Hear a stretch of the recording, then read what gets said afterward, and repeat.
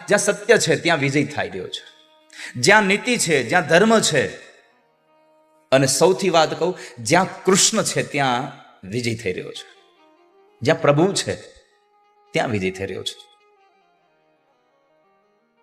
યતો ધર્મ સ્તતઃ કૃષ્ણ, યતઃ કૃષ્ણ સ્તતો જય.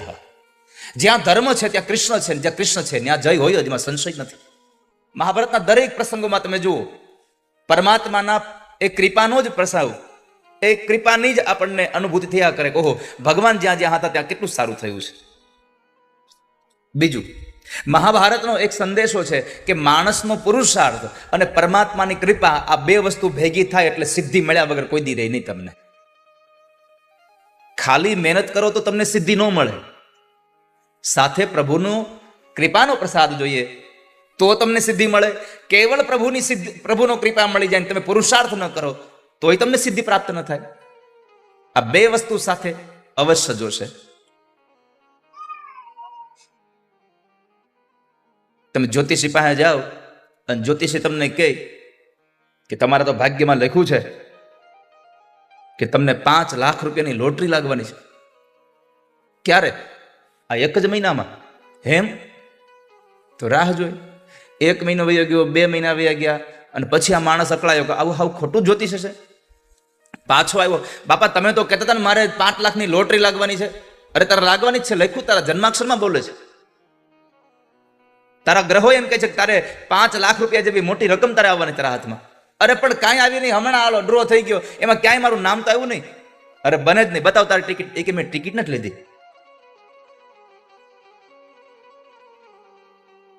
આના જેવું છે. તારા ભાગ્યમાં લખ્યું છે કે તને 5 લાખની લોટરી લાગવાની છે, પણ તે ટિકિટ લીધી હોય તો એમ પ્રભુની કૃપા તો તારા ઉપર વરસે છે, પણ તારે પુરુષાર્થ કરવો પડશે તો તને સિદ્ધિ પ્રાપ્ત થશે, નહીં તો સિદ્ધિ પ્રાપ્ત નહીં થાય. સિદ્ધિ પ્રાપ્ત કરવી હોય તો પુરુષાર્થ કર્યા કરો. અને એક સૌથી મોટી વાત તમને, કે તમે કોઈ પણ વસ્તુનું તમે જ્યારે કામ પ્રારંભ કરો અને એ કાર્યમાં તમે અથાગ પ્રયત્ન કર્યા હોય, અથાગ તમે પુરુષાર્થ કર્યો હોય, ક્યાંય પણ તમે લેશ માત્ર પણ ખોટું ન કરતા હો, અને છતાં પણ તમને જો સિદ્ધિ પ્રાપ્ત ન થાય તો સમજવું કે આ સિદ્ધિ પ્રાપ્ત થવાથી મને કાંઈક ગેરફાયદો થવાનો હતો, મારું નુકસાન થવાનું હતું, એટલે ઠાકોરજી મને સફળ નથી બનાવ્યો. આવો ભાવ રાખશો તો તમારો તમને જીવન સુખી આપશે, તો તમારું જીવન તમને સુખ મળશે. તો મહાભારતના કેન્દ્રમાં એક પુરુષાર્થ અને પ્રભુની કૃપા, આ બેનો સુભગ સમન્વય એટલે સિદ્ધિની પ્રાપ્તિ છે. ભગવાન રોકાયા છે. પાંડવોને રાજ્ય મળ્યું, ભગવાને દ્વારિકા જવાનું માંડી વાળ્યું, અને પરમાત્મા હસ્તિનાપુરમાં રોકાયા. બધાને પોતપોતાના મનમાં એવું થવા લાગ્યું કે આ મેં કીધું ને એટલે રોકાયા. અને સૌથી મોટી ઉપાધિ જ આ છે, સૌથી મોટી ઉપાધિ આ છે. 5-7 જણાને એક હરખું કામ ચીંધો એટલે બધાના મનમાં પછી એમ થાય આ તો મેં કર્યું એટલે થયું. એક વસ્તુ ઉપર તમે કોઈને અનુમાન કરવાનું કહો કે ભાઈ આમાં તમારું શું કહેવાનું છે, એ 10 જણા પોતાનું અલગ અલગ અનુમાન કહે, પછી પાછું પોતાના મનમાં તો એ જોયું કે મારું અનુમાન જ સાચું છે. આવું અહીંયા થયું. કુંતાજીને એમ થયું કે મેં કીધું એટલે પ્રભુ રોકાયા. ઉત્તરાને થયું મેં કીધું એટલે રોકાયા. દ્રૌપદીને થયું કે મારી મિત્ર મને મારા માટે થઈને રોકાયા. અને 5 પાંડવોને થયું કે અમારા પ્રત્યેનો પ્રભુનો આ સ્નેહ હતો એટલે પ્રભુ રોકાયા. પણ પરમાત્મા આમાંથી એકેય માટે રોકાયા નહોતા. પરમાત્મા રોકાયા હતા દાદા ભીષ્મ માટે. કારણ કે દાદા ભીષ્મને કહ્યું હતું કે તમારા અંતિમ સમયે હું તમને દર્શન આપવા માટે આવીશ, હું તમને અંતિમ સમય દર્શન આપીશ. હવે આવું ભગવાને ક્યારે કહી દીધું કે હું તમને અંતિમ સમય દર્શન આપીશ? તો મહાભારતનો બહુ પ્રસિદ્ધ પ્રસંગ છે કે જ્યારે દાદા ભીષ્મએ યુદ્ધ કરતા હતા અને એ યુદ્ધમાં દુર્યોધનને મેણું માર્યું કે દાદા તમે મારા પક્ષમાં રહી અને લડો છો, યુદ્ધ કરો છો, પણ તમે હિત પાંડવોનું કરી રહ્યા છો. બાકી પાંડવોની તાકાત છે કે તમારી સામે એક સાંજ સુધી લડી શકે?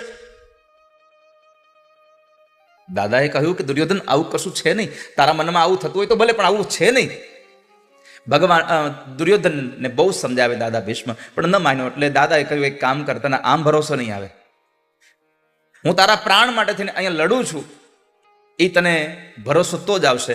આજે સાંજે જ્યારે યુદ્ધ પૂરું થાય અને હું મારી છાવણીમાં રાત્રે જ્યારે ભગવાનનું ભજન કરવા બેસું, એની પૂજા કરવા બેસું, ત્યારે તું તારા પત્ની ભાનુમતીને ત્યાં મોકલજે. હું એને અખંડ સૌભાગ્યવતી ભવના આશીર્વાદ આપી દઈશ. પછી કાલ સવારે યુદ્ધ તારા પક્ષમાંથી કરું તો તને બરાબર ભરોસો આવશે ને? તો મને ભરોસો આવે. અને એવા સમયે સાંજનું યુદ્ધ સમાપન થયું. અને એ યુદ્ધ સમાપન પછી રાત્રિના સમયે એક સ્ત્રી આવી અને દાદા ભીષ્મ જ્યાં પૂજા કરતા હતા ત્યાં પગે લાગ્યા. એટલે દાદા ભીષ્મએ આશીર્વાદ આપ્યા, અખંડ સૌભાગ્યવતી ભવ. અને ત્યારે દ્રૌપદીજી બોલ્યા કે હવે અર્જુનનો વાળ વાકો કરવાની કોઈનામાં તાકાત નથી. દ્રૌપદીના અવાજ સાંભળીને દાદાની આંખો ખુલી ગઈ. દાદાએ આંખ ખોલી એટલે દ્રૌપદીને જોયા. દ્રૌપદીને પૂછ્યું, તું અહીંયા અત્યારે? હા, હું અહીંયા. દાદા સમજી ગયા કે આ અહીંયા આવી નહીં હોય, આને કોઈક લઈ આવ્યું છે અહીંયા. અને ખરેખર એવું હતું કે જે જગ્યાએ ભાનુમતીને જવાનું હતું એના પેલા ભગવાન કૃષ્ણ સ્વયં પોતે સેવક બની, દ્વારપાળ બની, નોકર બની અને દ્રૌપદીજીને સાથે લઈ અને દાદા ભીષ્મ પાસે આવ્યા. અને ભીષ્મના આશીર્વાદ ભાનુમતીના બદલે ભગવાનને દ્રૌપદીને અપાવી દીધા. એટલે દ્રૌપદીને પૂછ્યું કે તું આવી કોની સાથે? તો કે મારા દ્વારપાળ સાથે, નોકર સાથે. તારો નોકર છે ક્યાં? બાર ઉભો છે, હાલ જરાક જોઈએ તારા નોકરને મળીએ.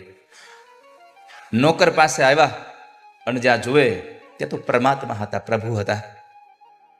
પરમાત્માને જોઈને દાદા ભીષ્મએ ભગવાનને કીધું, પ્રભુ મારી ભક્તિ અને આ મારી સેવાનું આ પરિણામ તમે મને આપ્યું, તમે મારી સાથે કપટ કરી ગયા. ભગવાને કીધું કે દાદા મેં કપટ નથી કર્યું, પણ ધર્મને બચાવવા માટે મારે જે કરવું પડતું હતું એ મેં કર્યું છે. તમારી પૂજાથી બહુ રાજી થયો છું, તમારે જે જોતું હોય તમે માગી લો. હવે મારે અહીંયા બેઠેલા લોકોને કહેવું છે કે કાલ સવારમાં તમે જે લોટરીની ટિકિટ લીધી છે એનો ડ્રો હોય અને આજ સાંજે તમને કોઈ ભગવાન મળે તો તમે માગો શું એની પાસે? આ પૂછવા જેવું છે? કાલ સવારમાં આપણું જ નામ ખુલે એવું પ્રભુ કઈ કરી દો. પણ અહીંયા દાદા ભીષ્મ પાસેથી શીખવા જેવું છે કે દુર્યોધનનું મેણું વાગ્યું હતું અને કાલ સવારમાં યુદ્ધમાં જવાનું છે. અને આગલી રાતે પરમાત્મા એમ કહે છે કે દાદા તમારે જે જોતું હોય તે વરદાન માગી લો, હું તમારાથી પ્રસન્ન થયો છું, તમારે જે જોતું હોય તે હું તમને આપવા માટે તૈયાર છું. ત્યારે દાદાએ એમ માગવું જોઈએ કે આવતીકાલે યુદ્ધમાં અમારો વિજય થાય, પણ એને એવું ન માગ્યું. કુરુક્ષેત્રના યુદ્ધમાં હું હારી જાઉં તો ભલે હારી જાઉં, પણ મારા જીવનના યુદ્ધમાં જીત થાય એટલા માટે મારા મરણના સમય ઠાકોરજી તમે મારી સામે ઉભા રહેજો. મારું મૃત્યુ થાય ત્યારે તમે સામે ઉભા હો અને હું તમને જોતા જોતા જતો રહું, વયો જાઓ, આવી કૃપા કરો. સદેવ દેવો ભગવાન પ્રતિક્ષતા કલેવરમ યાવદિદમ હીનોમ્યહમ. કલેવરમ, મારું અંત સમય ના આવે, મારું મૃત્યુ ના આવે ત્યાં સુધી પ્રભુ આપ રોકાઈ જાઓ. અને એના માટે થઈ અને પરમાત્મા રોકાયા છે. દાદા ભીષ્મે બીજી એક બહુ સરસ વાત કરી છે કે તમે મારું કયું કરો છો પણ આમ આમ આમ પ્રસન્ન ચિત્તે કરજો હો. કોઈ આપણને કામ ચીંધે ને તો હસતા હસતા કામ કરવું જોઈએ. કામ ચીંધ્યું છે હવે કરવું પડશે ને એટલે મોઢું લટકાવીને કામ ન કરવું. કામ કરવું છે તો પ્રસન્ન ચિત્તે. એટલે ભગવાનને કહ્યું પ્રસન્ન હાસારુણ લોચનો લસન, પ્રસન્ન થઈને ઉભા રહેજો મારી સામે, જેવી તેવી રીતે નહીં. અને પછી પરમાત્મા એના માટે રોકાયા અને ત્યાં જવું છે. હસ્તિનાપુરની રાજગાદી પર મહારાજ ધર્મરાજ યુધિષ્ઠિરને વિરાજમાન કર્યા, પણ પોતે શાંતિનો અનુભવ નથી કરતા. રાજગાદી મળી ગઈ છે પણ છતાં એને સુખ નથી મળતું, શાંતિ નથી મળતી. કેમ? તો કહે છે કે અમારા વડીલો, મારા પરિવારજનો અને કેટલાય નિર્દોષ લોકોના લોહીથી ખરડાયેલી ગાદી મને મળી છે, એ મને શાંતિ ન આપે. સહજ મિલાસો દૂધ સમ માંગ લિયા સો પાની कहत कबीर वो रक्त सम जामे खींचतानी। કબીરજી કહે છે સહજ મિલાસો દૂધ, સરળતાથી તમે ચાહ્યા વગર પણ એમને મળી જાય તો બધી જ વસ્તુ દૂધ સમાન છે, પણ કોઈની પાસે માગો તો એ પાણી જેવું લાગે, અને જેમાં ખેંચતાણ કરી હોય એ તો લોહી જેવું જ હોય.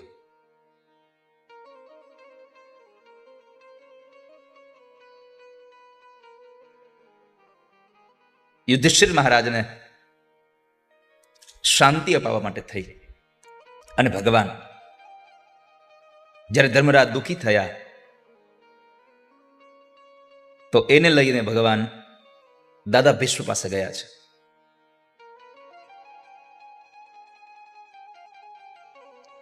દાદા ભીષ્મ પાસે જઈ અને એને પ્રાર્થના કરી કે આને તમે કંઈક જ્ઞાન આપો.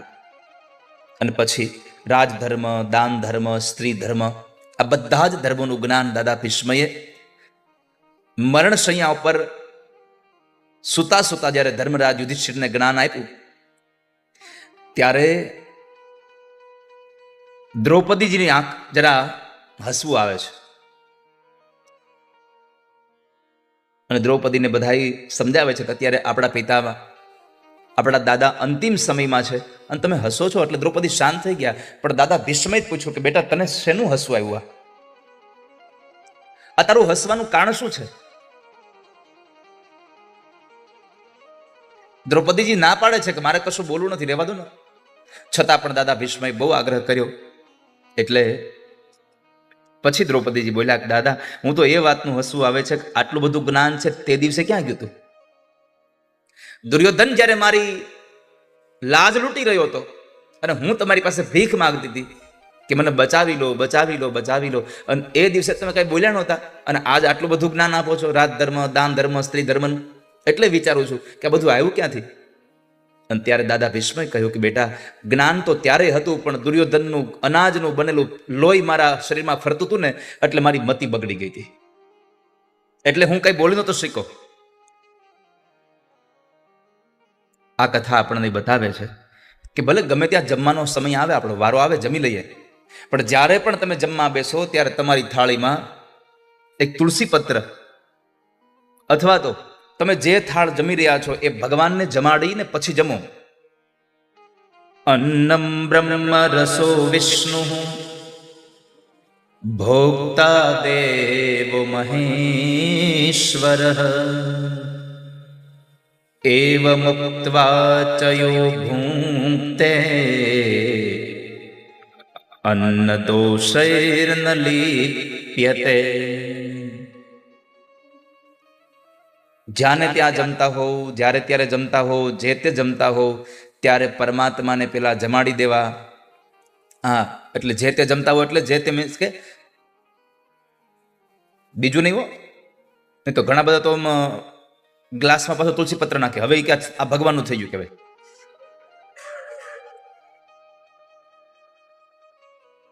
હા, બિયરના ગ્લાસમાં તુલસી પત્ર નાખે. આ તો ભગવાનનો પ્રસાદ છે.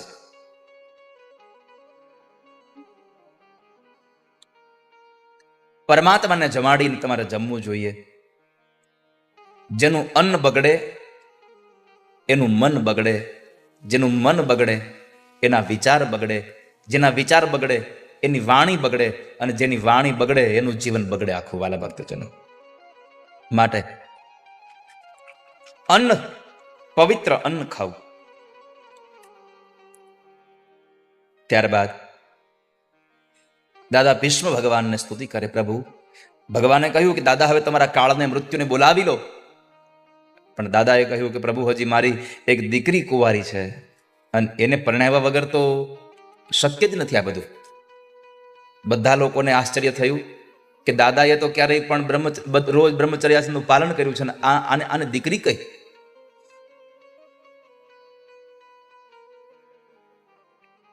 એવા સમય દાદાએ અધ્યાત્મ જગતની એક વાત કરી અને ભગવાનને કહ્યું ભગવાન મારી બુદ્ધિરૂપી કન્યા હજી કુંવારી છે. ઇતિમતિ રૂપ કલ્પિતા વિતૃષ્ણા ભગવતી સાત્વત પુંગવે વિભૂમ્ની સ્વસુખમુપગતે વચિદ વિહર્તુમ પ્રકૃતિમુપેયુષિયાદ ભવ પ્રવાહ. આમ તો આજે આ શ્લોક ભલે ગવાય નહીં, પણ ખાલી તમે સાંભળશો ને તોય તમને પુણ્યનું તમને ફળ મળશે. કારણ કે જ્યાં આપણું મન ભગવાનમાં લગાડી દેવાની તાકાત છે. અને આ સ્તુતિ માટે મહાપુરુષો અને ભગવાનના ભક્તો એમ કહે છે કે જ્યારે પણ તમે કોઈ એવો બીમારીમાં સપડાઈ ગયેલો કોઈ જીવ હોય અને જ્યારે તમે એની પાસે જતા હો ખબર અંતર પૂછવા માટે, અને કદાચ જો તમને આવડતું હોય તો ત્યાં જઈ અને બધા લોકો પ્રાર્થના કરતા હોય કે હે ભગવાન, હવે આને અહીંથી છોડાવો, આનાથી છોડાવો, તો એવી જગ્યાએ જઈને આનો પાઠ કરશો ને તો કદાચ એનું મન ભગવાનમાં લાગશે ને ઠાકોરજીને તેડી જશે. મારી એક દીકરીને હજી મારે હાથ પીળા કરવાના બાકી છે, એટલે મને ચિંતા છે, એટલે મને હજી એમ મૃત્યુ નહીં આવે. દાદા તમારે કઈ દીકરી?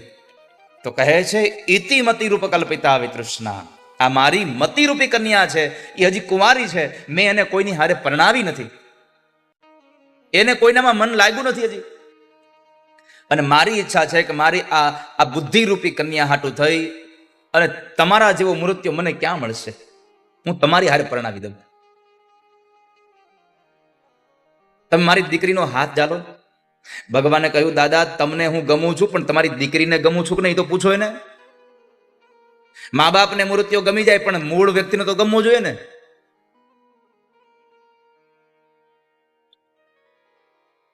પ્રભુ તમે ન ગમો.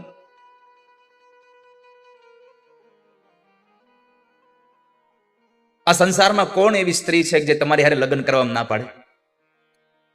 કોણ ના પાડે? તમારામાં કઈ ભૂલ કાઢી શકે તમારામાં આમ નથી? સૌથી પહેલા તો અત્યારની સ્ત્રીને જોઈ કે મારો ઘરવાળો હેન્ડસમ જોઈ, તો એ તમારા જેવું કોઈ છે જ નહીં આ દુનિયામાં. તમારા જેવું આ દુનિયામાં દેખાવડું કોણ? બીજું, લોકોને સંપત્તિ જોતી હોય તો તમારાથી વધારે સંપત્તિવાળા સંસારમાં કોણ છે? કોની પાસે સંપત્તિ છે? લોકો કહેતા હોય ખાનદાની લોકો ત્યાં જવું જોઈએ, તમારા જેવું ખાનદાન કોનું? લોકો કહેતા હોય પૈસા ઓછા હોય તો સારું, પણ સ્વભાવ સારો હોય ને એની ત્યાં જવાય. તો આ દુનિયામાં તમારાથી સ્વભાવ સારો છે કોનો? બધું જ તમારામાં પડ્યું છે. અને અત્યારે તો જેની હારે લગ્ન કરવા છે એને પછી જોવાય કે અમે ઘર જોવા આવશું. અરે ઘર જોવા જવાય કે વર જોવા જવાય? ઘર જોઈને દીકરી દેવાની છે. અત્યારના મા બાપને જરા આ કથા ટકોર કરે છે કે ઘર જોઈને દીકરી દેવા કરતા જરાક વર જોઈને દીકરી દેજો. ઘરમાં કાંઈ નહીં હોય ને તો વરમાં હોવું જોઈએ કાંઈક, પણ વરમાં કાંઈ નહીં હોય, ઘરમાં બધું છે તે વયું જાય. એટલા માટે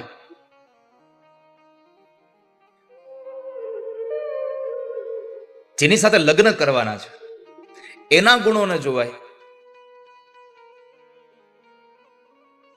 પ્રભુ તમારામાં શું નથી? આપ તો સર્વગુણ સંપન્ન છો, એટલે તો ભગવાન છો. ઐશ્વર્યસ્ય સમગ્રસ્ય છે, તમારામાં બધું જ છે. અને તમારા જેવું ઘરે આ દુનિયામાં કોની પાસે છે? હોનાનું મકાન. અત્યારે તો હોનાનું ભાવ નામ નથી લેવાતું. પ્રભુ મારી મતિરૂપી કન્યા, એનો હાથ તમે ઝાલો. અને તમે શું કામ ન ગમો? ભગવાને કીધું કે તમે મને કેમ પસંદ કરો છો? તો કે તમે કયાગ્રા પતિ છો એટલે. અને અત્યારે બધી સ્ત્રીઓને એવું જ હોય કે મારો ઘરવાળો હું કહું એમ કર્યા કરે એટલે બરાબર. આવો જ વર ગોતવો.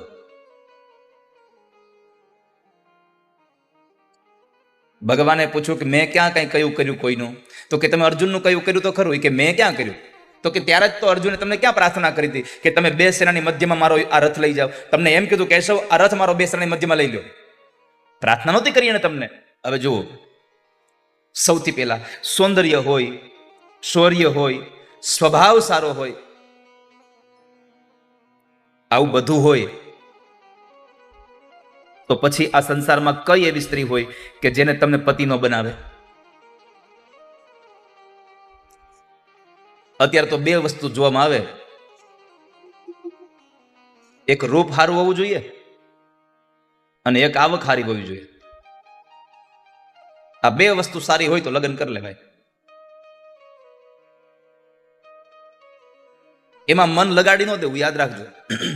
સારી ગાડી લઈને આવે, રોજ અલગ અલગ ચશ્મા પહેરીને આવે, રોજ અલગ અલગ શૂઝ પહેરીને આવે, રોજ અલગ અલગ કલરના કપડાં પહેરીને આવે, એમાં ફસાઈ ન જવું. કારણ કે જ્યારે નવી નવી ગાડી રોજ બદલીને આવે, રોજ કપડાં પહેરીને આવે ત્યારે જોવું કે આ પોતાના પૈસાની છે કે એના બાપના પૈસાની આ મોજ કરે છે, પછી મન લગાડવું. ખાલી રૂપ તમને દેખાડવામાં આવે, અલગ અલગ પ્રકારના હેરસ્ટાઈલ કરીને આવે, એમાં ચીપકી ન જવું કોઈ, એમાં કોઈ દિવસ ફસાઈ ન જવું. પરમાત્માએ કહ્યું, અહીંયા દાદા ભીષ્મે કહ્યું, સૌથી પહેલા સૌંદર્ય હોય, એનામાં શૌર્ય હોય. આ સૌંદર્ય ને શૌર્ય બે હોય પણ સ્વભાવ સારો ન હોય તો કોઈ દી લગ્ન ન કરવાની હારે.